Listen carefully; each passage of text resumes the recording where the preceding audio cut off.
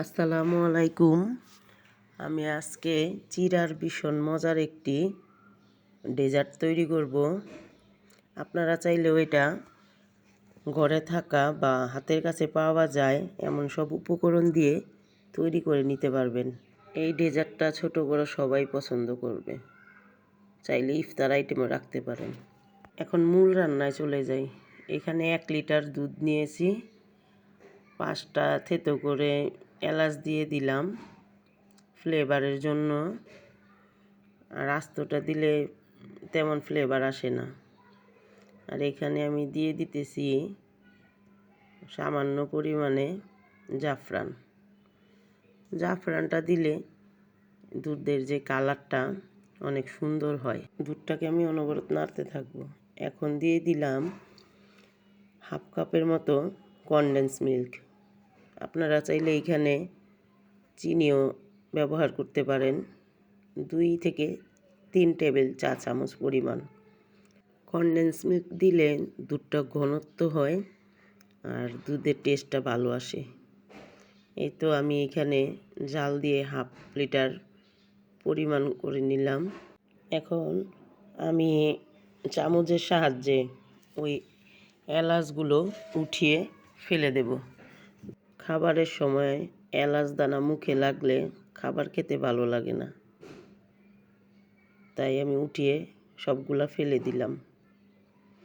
এখন এই দুধটাকে আমি ঠান্ডা করে ফ্রিজে রেখে দেব, কারণ দুধের যেই মিশ্রণ যত ঠান্ডা থাকবে খেতে তত ভালো লাগবে।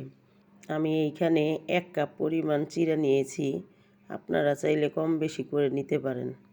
এখন পানি দিয়ে হাতে চটকিয়ে ধুয়ে নেব, কারণ এটা তো অনেক ময়লা থাকে।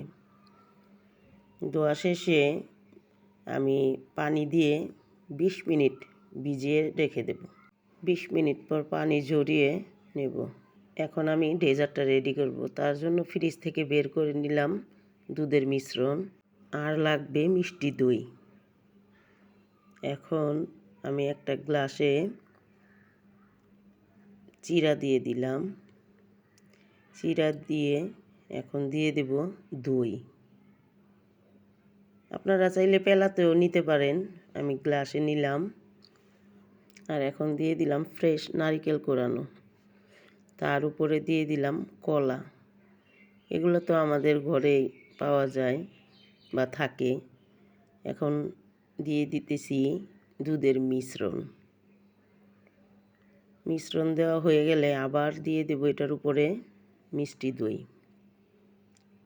দই দিয়ে এটার উপরে আমি কয়েকটা বাদাম কুচি দিয়ে দিলাম।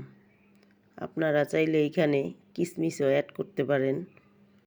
আমার ঘরে ছিল না, তাই আমি দেইনি। এই তো এখন এই গ্লাসটা আমার সম্পূর্ণ রেডি। আমি আরও কিছু গ্লাস রেডি করব ভিন্নভাবে। এখানে আমি দিয়ে দিলাম চিড়া। আর আমার ছেলে নারকেল কোরানো খেতে চায় না, তার জন্য দিয়ে দিছি জেলি। এটা ডাবের পানি দিয়ে তৈরি করছি, একটু সামান্য ফুড কালার দিয়ে।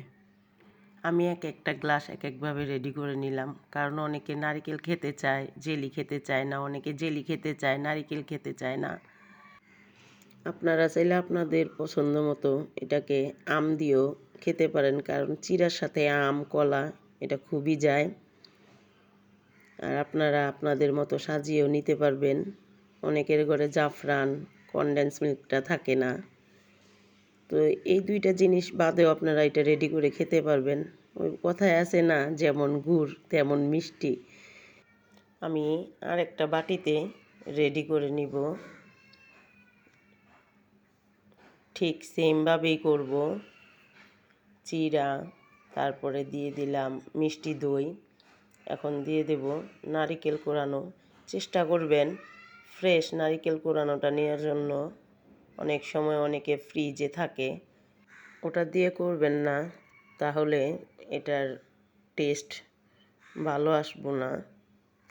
সব কিছু চেষ্টা করবেন ফ্রেশটা নেওয়ার জন্য। আর এই আইটেমটা আপনারা চাইলে সেহরিতেও রাখতে পারেন।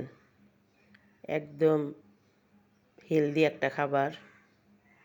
এটা খেতে ভীষণ মজা ছিল। এখন আমি সবগুলা রেডি করে ফেললাম কয়েকটা গ্লাসে আর বাটিতে। একদম সম্পূর্ণ রেডি।